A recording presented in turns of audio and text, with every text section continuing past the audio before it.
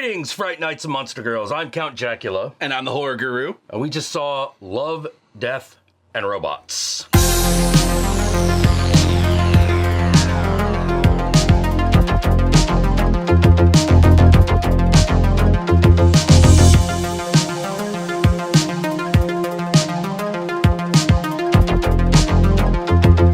We watched all 18 episodes. Now let's go about it this way. All right, so there are 18 sections to this series. Every episode is between 5 minutes and half an hour. Yeah. Most of them about 10 minutes. Yeah. That's about the average. The average length of most is like 10 minutes. Some of the more longer ones tend to be around like 17 minutes. Yeah, and one of the things I really liked about this movie is it was a return to the kind of heavy metal, adult animated film. I didn't realize this until after we started watching it, but like for years we've been hearing about David Fincher wanting to make a sequel to Heavy Metal and Heavy Metal 2000, a David Fincher sequel.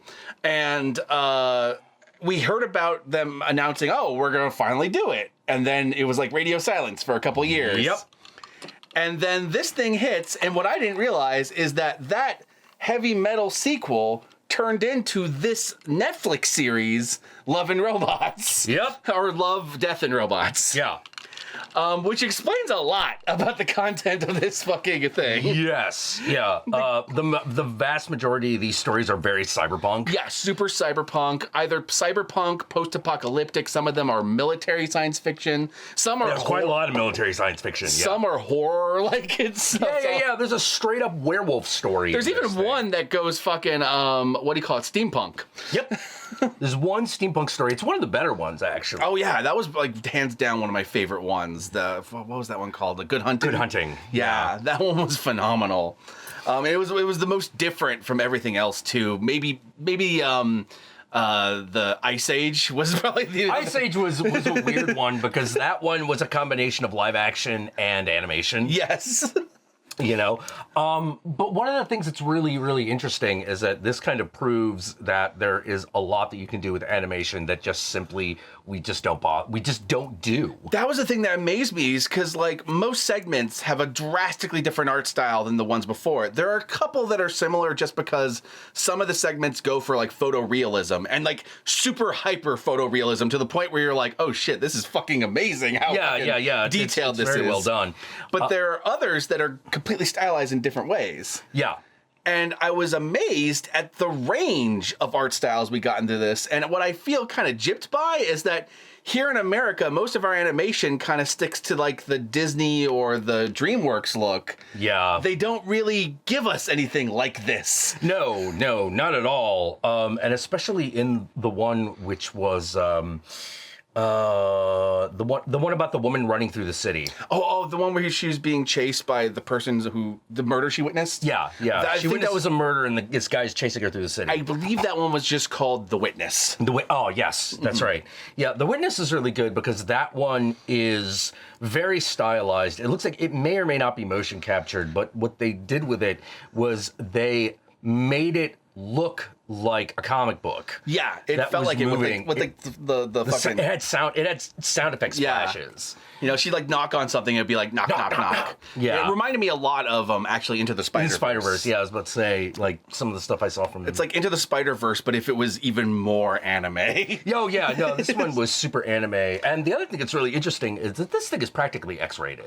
Oh, it's super fucking X-rated. Like I was so surprised the first dick I saw. Yeah, it was like, oh, holy shit. There's a dong. There it is. And right there. It's one of many. There's quite a lot of dicks in this, both literally and metaphorically. I feel like there must have been some art direction on that. Just sort of like, no, we need more dicks. Gotta have more dicks. Well, because I expected that there was going to be tits because... Oh, yeah, like, of course. But we got a whole lot of dick. Yeah, there is a lot of equal opportunity nudity and here. Ultra violence, just fucking graphic gore, people being eviscerated, giant monsters eviscerating other giant monsters, entrails falling on people's faces, fucking exchange students covering their blood covering people's face. Oh my god. The fucking there's one where a guy gets his head cut in half. Yeah. And you just watch as the layers just continue to fucking go. That was one of those shots that looked the most like something out of Heavy Metal. It did. It really did. This thing is like watching like someone decide to like mash up the best of Liquid Television and like the Heavy Metal movies into a 18 episode series. Yeah.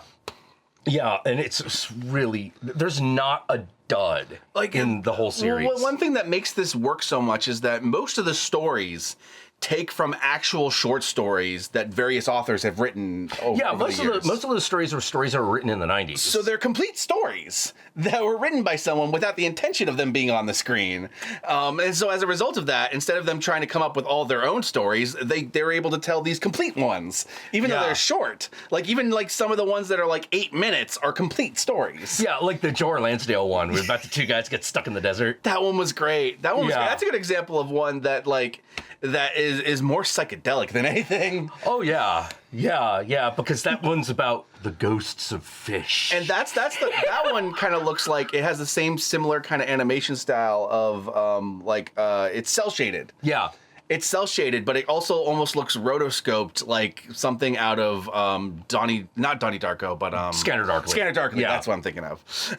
Like it almost looks Scanner Darkly. There's a lot of that. Mm-hmm. Yeah, it's so. I don't know what to say. It's so good. Oh God, it's so good. And like one of the things that Jack often like one of his axes to grind is that like we don't get those striking images with a lot of 3D movies that you used to get with 2D animation. Yeah, where you can make these like stark shadows and these really beautiful angles. Yeah, you can really make a painting out of it. Like think of like any of like the shots from the like Disney's Hunchback or like any of those gothic angles and stuff. We don't get that with a lot of 2D movies, even movies set in like gothic settings. And this show proves that you can in 3D movies do that. You can totally do that. You can totally do it. Because it's all over the place in the show. Yeah, no, the movie, the funny thing is that the movies with the least amount of setting, quote unquote, are the military fiction ones because everything's a bombed out fucking battlefield. Yeah, for the most part. And even then they managed to make like the fucking landscapes beautiful as fuck. Yeah, they did them very well, but it's one of the I heard one of the criticisms that I heard was that they're like, oh, this is way too much like a walking video game. And I'm sort of sitting there going like, look, given how far video games have come, shut the fuck up. Yeah, video games visually have come really far. And on top of that, usually my problem with video game cutscenes is that oftentimes like the visual facial animation looks off. Yeah, like because you don't have best animators on this sometimes. So you don't get like the emotion across that you want to get. You get like these dead eyes and stuff like that. Even in some of the better ones. Lately there's been some like improvement on that in a lot of recent games. Well, yeah, like God of War and shit. Like, that's but for years that was the problem with video game cutscenes. So like while I can see how some segments in this might look like a video game cutscene, the facial animations get all the emotion across, so like I'm invested. Yeah. Sometimes the faces are a little stiff. Sometimes. Like, I feel like there's some of the faces in the dog soldiers one. Yeah, the werewolf shape changer. Yeah, some of the faces in that were a little stiff compared to some of the other segments. But even that one, that story got me so invested in that fucking guy. Yeah. Once the werewolf happens, it looks great. Yep. I believe that segment was called Shapeshifter. Shapeshifters. Yeah. God, there's also another story I really love, which is all about a bunch of space farmers. Oh man, that's one of my favorites too. Yeah, like that felt like something that should have been set in the StarCraft universe. Like that's my thing. Like if I were to rank these, obviously there'd be some I like better than others, but there wasn't a single one that I was like, oh, that sucked. No, none of them are bad. None of them are bad. They're all good. Everything had something I liked about it. Yes. Yeah, and the tones of them are very different. Oh man, like really run the gamut. That first one, which is like super dark and gritty and violent, and then you go to the second one, which is all like humorous. Is super funny. Yeah, humorous, funny, and even like when it gets dark in a very light way. Yeah, that one is great. That one's gonna be an internet hit. I'm gonna tell you. Oh yeah, that one's the Three Robots one. That's tailor-made. Tailor-made to be big on the internet. I fucking loved it. I did not see the end coming because how could you? No, neither did I. Yeah, Neither did I. how could you predict it was going to go in that direction? like that's the thing. There are parts of some of these segments that we can spoil, so we'll save those to spoil. Yeah. But overall, this whole series so far gets the horns. Oh, fuck yeah, hardcore yeah. The only thing I would have liked more is I would liked a little bit more of like the music. Well, yeah. The one thing that keeps it from being a straight up heavy metal movie is that not everything is heavy metal. Yes, there's only one segment that has like a very noticeable like actual like rock music cue, and that's the what was it, like Beyond the Something Rift, the one with the guy and the girl on the space station. Oh yes. That's the one that has that had a rock and roll moment. And that was the moment where like, this is officially heavy metal. Like, well, like it reminded me of that section from the original heavy metal movie where it was like I was giving this broad the stars and stripes forever as fucking Journey's Open Arms plays. Like they basically remake that scene. That would be my only criticism, and it's not even really a criticism. It's just like that would be like a cherry on top. Like, yeah. It would be. The only thing that I can think of is that they were like, all right, what's this going to cost? Okay, great, we can afford that. All right, what's all the music going to cost? Exactly. Oh. I guarantee that's why they ended up changing it to a non-heavy metal thing to begin with. Yes. Is the music fucking rights cost because a you would fortune. need, if you're going to call it heavy metal, it would need to have heavy metal in Exactly. it. You know? Okay, so fuck it, let's move on. Look, so once again, gave it the horns. I'll give it 2. You know, you should really check it out. It's on Netflix. Love, Death, plus Robots. Watch them all. Absolutely fucking worth your time. And you'll get a boner. If you're a guy, you'll get a boner, and if you're a lady, you'll get a lady boner. And if you are a non-specified gender identity, if you have parts that activate, they're gonna activate. It'll be good for you. I mean, you might grow a new one. You might grow a new sexual extremity that you didn't realize that you could, or buy an upgrade from like some newfangled time traveling Amazon, and then just be like, holy crap, what am I gonna do? Robot with dicks. all these, well, not just dicks, man. I know. Not just dicks. I mean that goes without saying, but just saying like. We can use a little bit more imagination when we get into like That's true. high That's technology sexual organ. Man, what would that do to gender identity? A lot. I would be fascinated to find that shit out. Well, that's why cyberpunk explores that shit, because the moment you start adding like literally switching bodies, and the moment you start adding modifying bodies with cyber parts, it brings up a whole slew of questions of what things are. It does, and it's consistently it's the consistent science fiction subgenre that has always explored those things. Because identity is a huge factor of cyberpunk. It's like, what are you? Are you man or machine? And that's like, are you man, machine, all cop? Or a woman, or, And the thing I will say is that this has a lot of that in the backdrop, but I don't think there's like a specific segment that actually goes into that subject specifically. Not the way Altered Carbon did. Oh, not like our Altered Carbon did. That was a deep dive into a single idea. Yeah, exactly. All right, so with that, let's move on to the spoilers.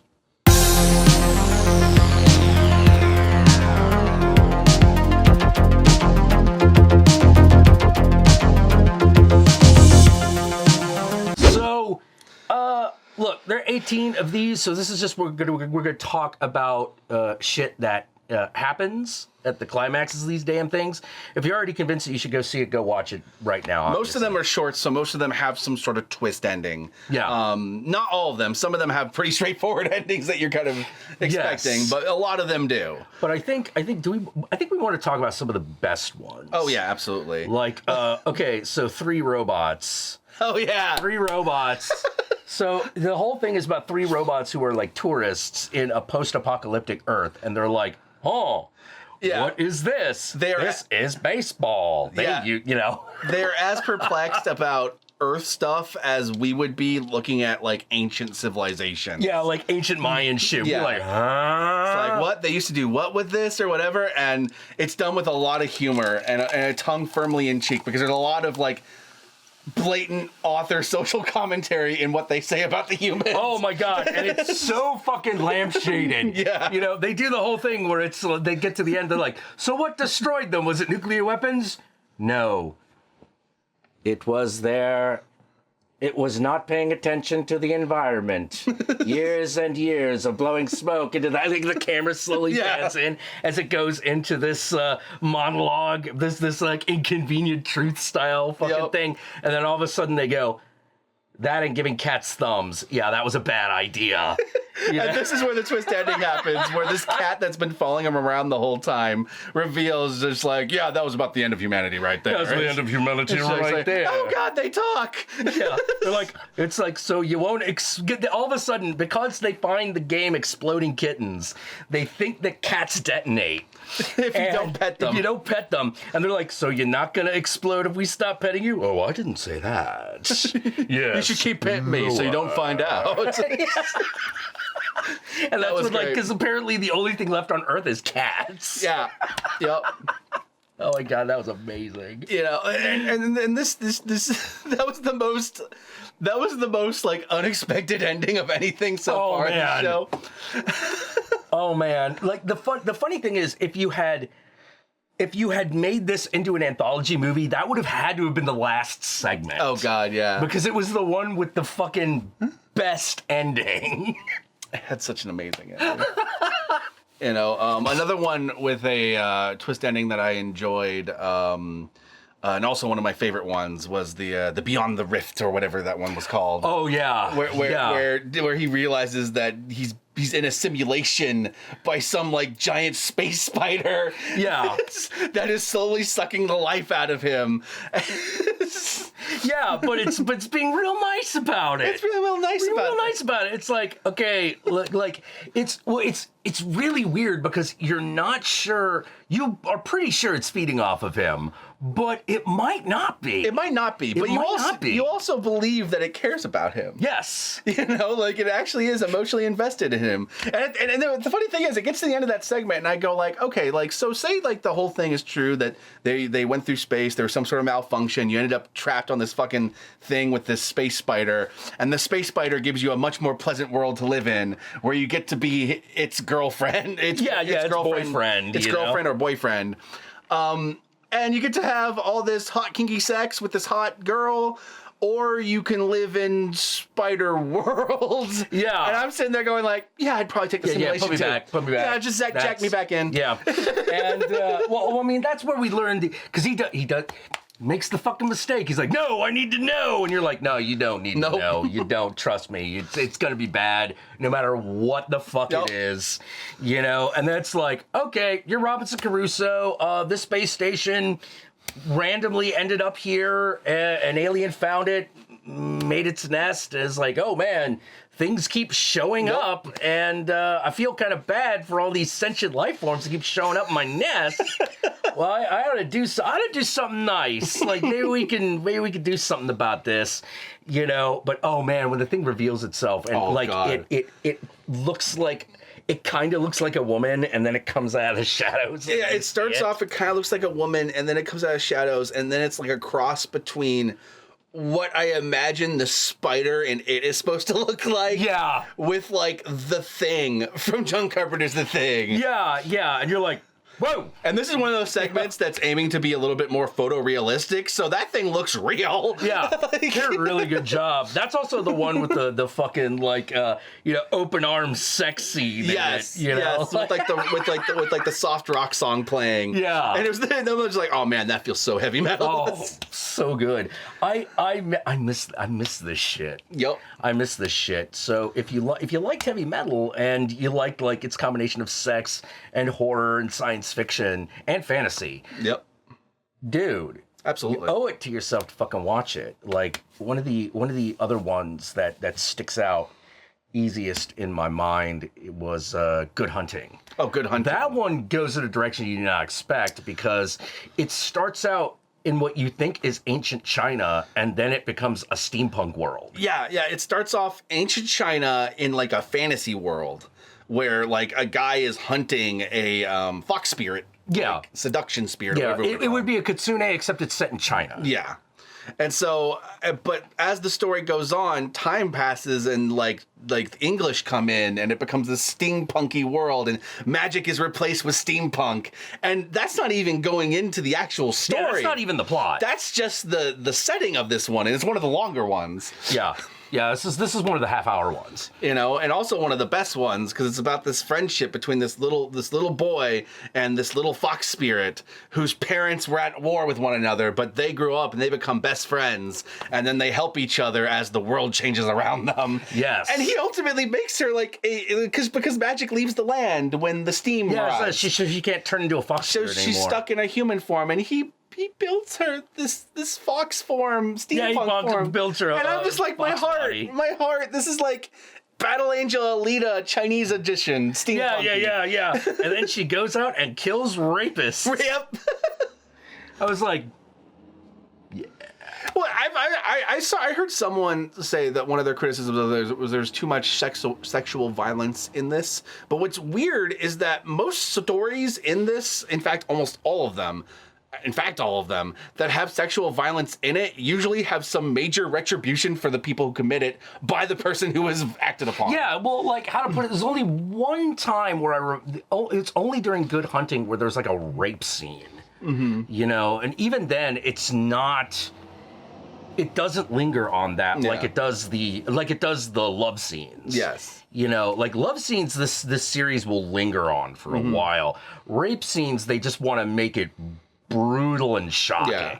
You know, so they don't linger on shit too long with that. And most of these stories take place in like hyper realities where everything is like terrible. Yeah. You know, yeah. Well, the other thing I liked about Good Hunting, it was one of the traditional animated ones. Yes. Like, obviously it's using digital images, but it's still 2D animation.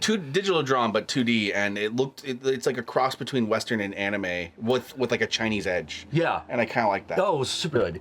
It's very unique looking. Another segment that really stood out to me and is very different from all the other segments is Blue Zima. Which is like, oh man, which is fucking drawn like I don't know what to call it. Like it looks like a Cartoon Network show, like in its animation. Yeah, it's really hard to describe. It's got that same. It's got a.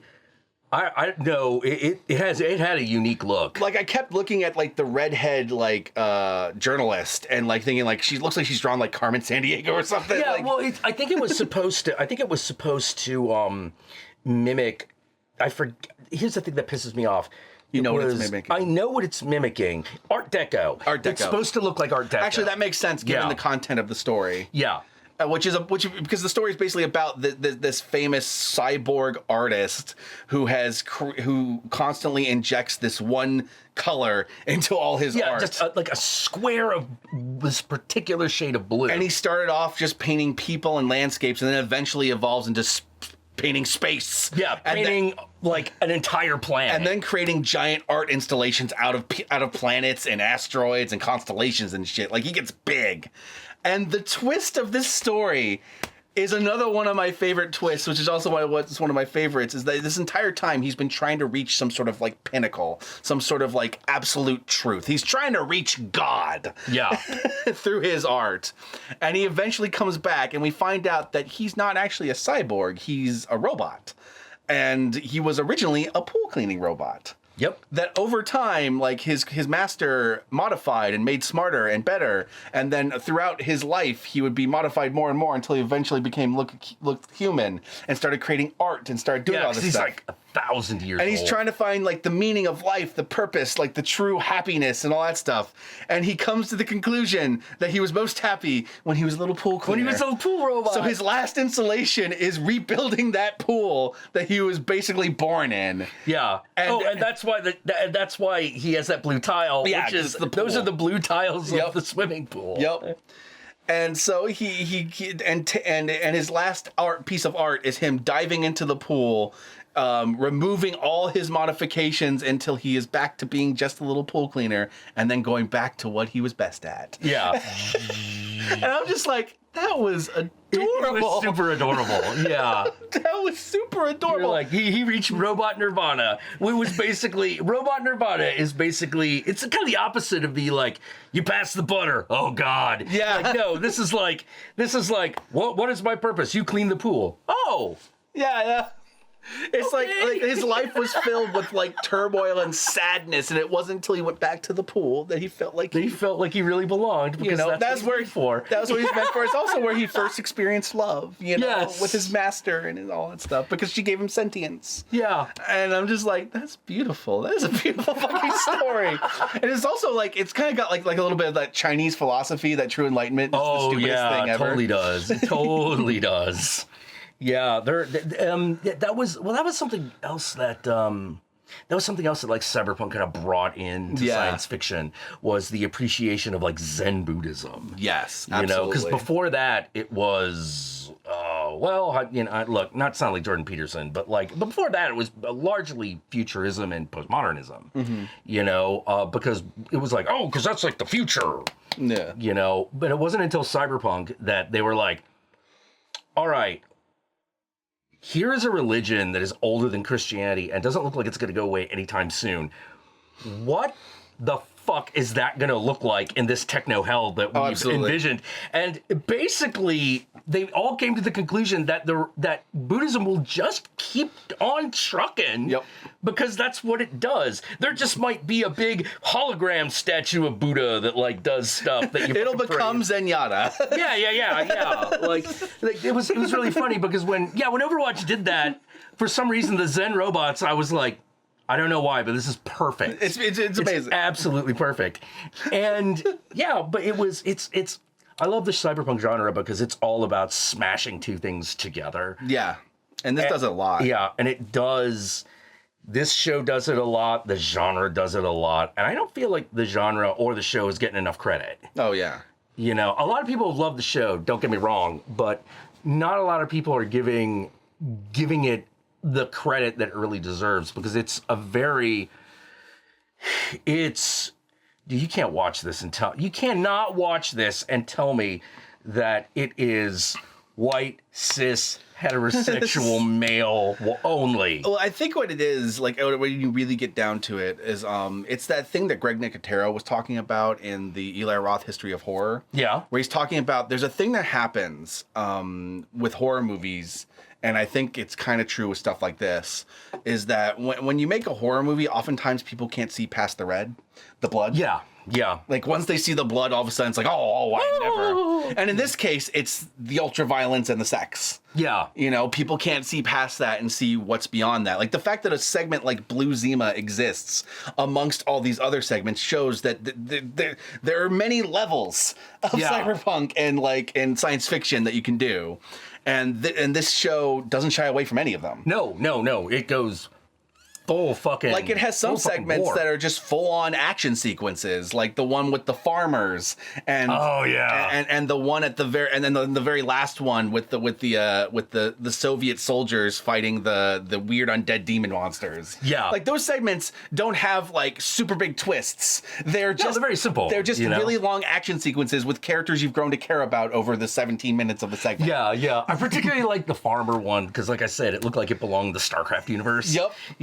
Right? It's basically a bunch of farmers, and all of a sudden these little creatures start showing up. And they're very Zerg-like. Yeah, they're very Zerg-like, because you can just find... And they all talk with, Hick accents anyway, because they're farmers, and I was like, oh, man, I could just see one of them going... Zerg. Yeah. A bunch of Hicks and giant mechs fighting these Zerg-like monsters. It feels so StarCraft. Oh, my God. The old woman reminded me of my friend Rachel. Exactly. And you have segments like that, but then you also have segments like Blue Zima, which is about like a robot reaching enlightenment. Yeah. Yeah, there's so much that can be done. There's so much that can be done in storytelling that sometimes we just don't bother with, and I wish we would. You have segments like The Witness, which is just trippy as fuck. Oh, yeah. And that one's great because it has a narrative, it has an ending, but It's another one of that one's about the journey. Yeah, when you get to the end of that and you get to the twist of that, which that one I'll leave the twist for you guys to find out, it will make you question if anything even happened, what's actually real. Yeah, it'll make you question what was real, but the point is all the stuff that was happening in the meantime. The point is to watch, this girl run through this city, to run into this weird, like, transsexual Asian guy, to fucking, oh my God, no, I love that section. I love that segment. I love how, so good. even though some of these segments are really short, I love how invested they get you into these characters that you spend so little time with. Yes. Like the fact that I care so much about fucking cyborg lesbian chick and her giant monster that does cage fighting. Yes. Which is the first story, by the way. Story. Or the fact that I care so much about Dropship Pilot and her Lucky 13. Oh my God, the fucking the pilot and her ship one, that was so good. That was so good. Yeah, you're like, yeah, that's right. That's right. I'd probably argue that my least favorite segments I still love, but my least favorite segments are the ones that don't have identifiable characters for me to latch on to. Like, I love the alternate history one, which is all just like the joke of like what happens. What happens if you kill Hitler? But like, there's no character for me to latch on for that, so I don't care as much. But it's funny. Yeah. Because this is jokes about what would happen if Hitler died in various ways. And that's another thing. Like, we have segments like that one or the yogurt one. Oh my God, the yogurt one. Which are like straight out of like Hitchhiker's Guide. Yeah, no, the yogurt one totally felt like Hitchhiker's Guide. Like, oh my God. The entire premise. The show's really fun. Yeah. The show is really fun. The entire premise of the yogurt one, and I'll leave it at this, is that the world has been taken over by a sentient yogurt. That's the story. That's the story. And it's narrated by the guy who does the voice of the Brain from Pinky and the Brain. And he does the Brain voice while this is going on. Oh man, so fucking. There's a small little segment that's kind of like a mini Gravity, of like just girl trapped in space. Whoa, that one got gnarly. And even though I've seen Gravity, they still gave me something I hadn't seen before in that. Like, no, I was like, oh, he's just gonna do Gravity. And then it got gnarly. And then it gets gnarly, and you're like, oh my God. And you're just like watching this girl try to survive in this fucked up situation. And I'm just like, wow. And I think that one was like only like 8 minutes. And I'm I care so much. I care so much for this. And I've only spent 8 minutes with this chick. Yeah. Oh man! Oh, there was that one that looked like it was really inspired by Mega Man. Oh yeah, the one with the cyborgs trying to commit a heist on that like weird robot caravan. Yeah. And they all look like they're characters straight out of Mega Man, and they're drawn like that. Yeah, definitely. And I find myself going like, dude, if Mighty Number 9 had been this, it'd have been a fucking hit. And that segment's another example of one that's like a straight up action one, but that one actually does have a twist at the end. It does, yeah. One that makes perfect sense. Yeah, but oh my God, no, like. And that's another one where like characters are dying left and right, and I'm like, no. Yeah. Well, I love this show because like it's watching people's imaginations run wild. Completely unrestricted too. Yeah. Not even restricted by rating because they're able to go super far. Yeah. These things go from G-rated to practically X. Yep. It's with that said, it's all very tasteful. Don't worry.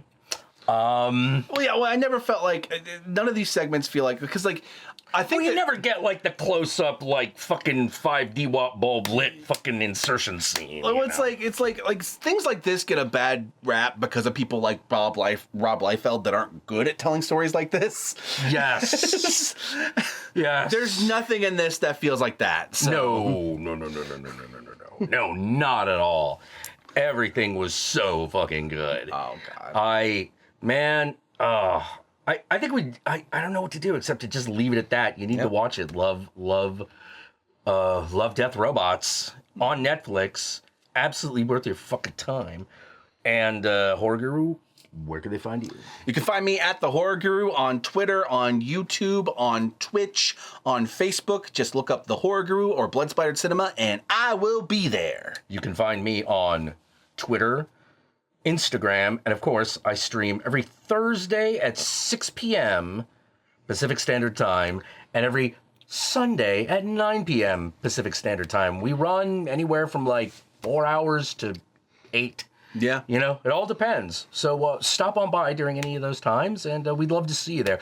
Also, if you want to know how you can use your credit tubes in order to help finance the show, we have that Patreon. Yes, there is a Patreon. There's a Patreon. Hey, we got a Patreon. We have a Patreon. Hey, we got a Patreon. Hey, look. Just look. Donations. It's the economy of the future, people. Economy of the future today. Be a part of it right now. If you're like, Jack, but I don't know. Like, I feel bad because I'll use ad blocker. No, don't. I'll take your guilt money. $1 a month. $1 a month. I absolve you. It's okay. Because in this fucked up world, you have to be some kind of idiot not to run with an ad blocker. Oh, yeah. Without an ad blocker. Without. With, you're doing smart. You're doing it right. You're doing the Cyberlord's work. Go watch the show. Peace out.